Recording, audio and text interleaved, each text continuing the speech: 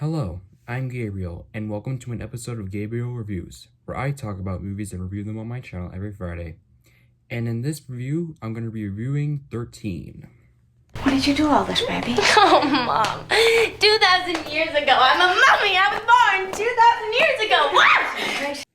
So 13 is a coming-of-age drama film released in 2003, directed by Catherine Hardwicke, who is the same director of the first Twilight movie, and she also wrote the screenplay for it, as well as Nikki Reed, who also stars in this movie.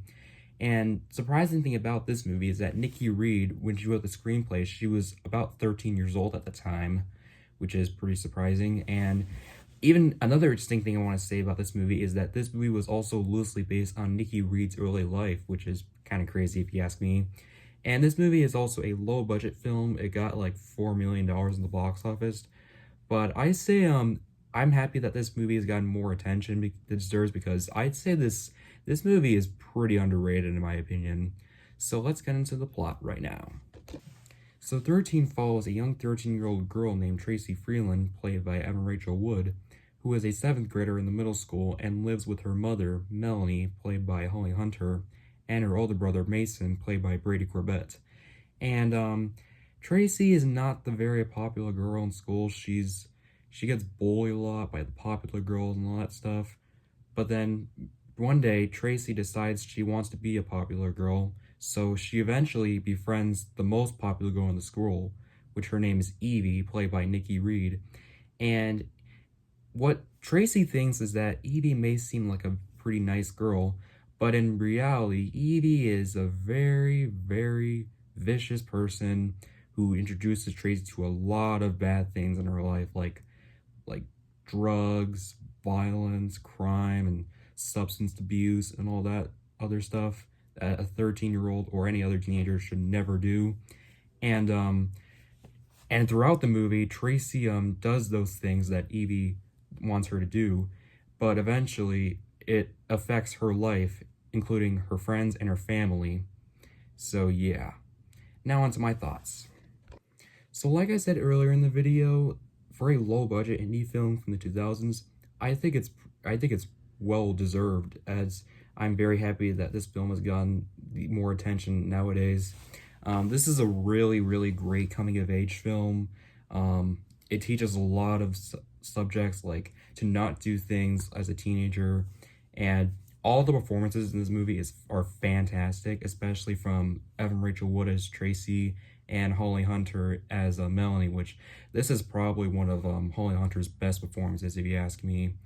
I will say this movie is not very easy to watch.